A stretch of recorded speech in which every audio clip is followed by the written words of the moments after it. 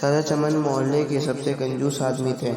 ان کے گھر کوئی مہمان چلا جائے تو رسم گفتگو کے بعد پوچھتے ہیں کہ چائے تو نہیں پئیں گے نا، کیونکہ چائے بہت نقصان دہ ہے۔ ہاں، شربت تھوڑا گرم ہے، چلے گا کیا؟ کیک بسکٹ والی دکان ابھی بند پڑی ہے۔ کیا کروں، سموسے والا تو ابھی تیل گرم کر رہا ہے، ابھی کافی وقت لگے گا، آپ کہاں اتنی دیر بیٹھے رہیں گے؟ بیچارہ مہمان یہ سن کر شرمندہ ہو جاتا ہے۔ ایک دن دوپہر کو کسی فقیر نے ان کے گھر کا دروازہ کھٹکھٹایا۔ چاچا چمن نے دروازہ کھولے بغیر پوچھا، کون ہے؟ فقیر بولا، بیٹا مہربانی کرو، مجھے کچھ پیسے دے دو، میرے پاس سبزی ہے، روٹی خرید کر کھا لوں گا۔ چاچا چمن نے بولا، جاؤ جاؤ، دفع ہو جاؤ، نہیں ہے میرے پاس پیسے، پتہ نہیں کہاں کہاں سے ایسے بھکاری آ جاتے ہیں مانگنے کے لیے، کھانے سے دل نہیں پڑتا۔ چاچا چمن نے بیچارے فقیر کو خوب باتیں سنائی۔ فقیر مایوس ہو گیا، آخر اس کی زبان سے بددعا نکلی، اللہ تجھے ہمیشہ کھانے سے دور رکھے، تو بھی کچھ نہ کھا سکے۔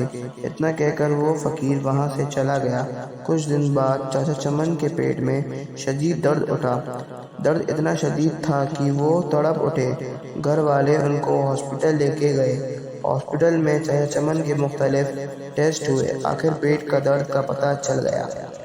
ڈاکٹروں نے ہدایت دی کہ 15-20 دن تک ہاسپٹل میں ہی رہنا ہوگا تاکہ مکمل علاج کیا جا سکے۔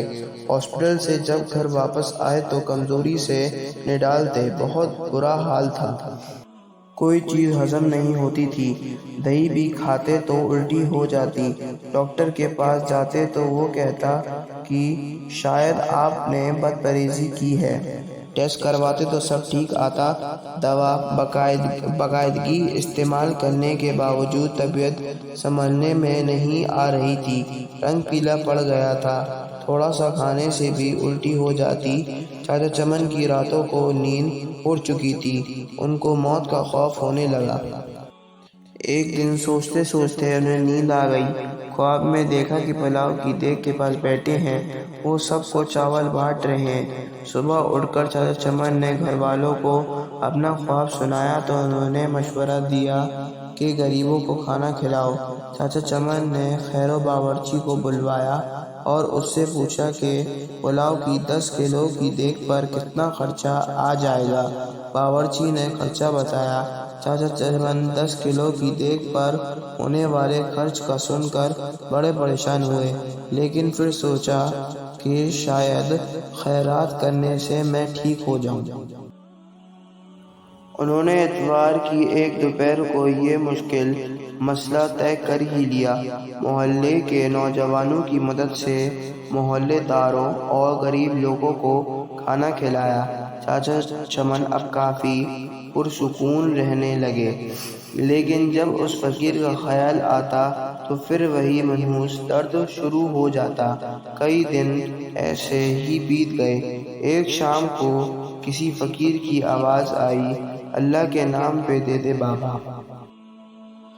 چاچا چمن بھاگ کر گئے تو دیکھا کہ وہی فقیر کھڑا تھا جس نے انہیں بددعا دی تھی۔ چاچا چمن اس فقیر کا ہاتھ پکڑ کر اپنے گھر کے اندر لے آئے۔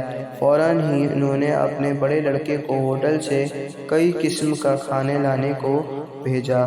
کچھ ہی دیر میں لڑکا ہوٹل سے بہت سے کھانے لے آیا۔